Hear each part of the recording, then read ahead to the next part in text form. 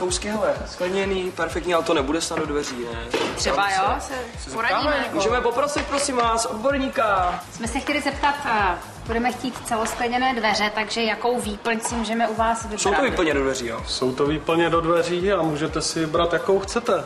A to je vlastně nějaká teda látka, která je jakoby zasazená mezi dvě skla. Přesně tak, je to látka, která je zatavená speciální technologií mezi dvě skla, je to zároveň bezpečnostní, takže kdo má malé děti, obrovská výhoda, nebo můžete mít i vlastní obrázek.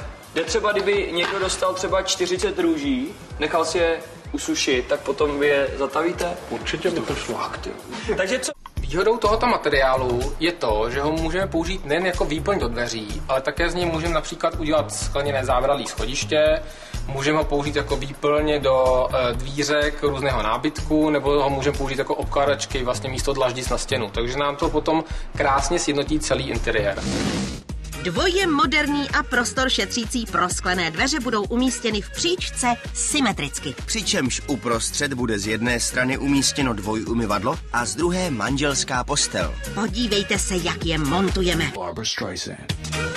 Pozor, hlavně ty dveře neroztřískejte.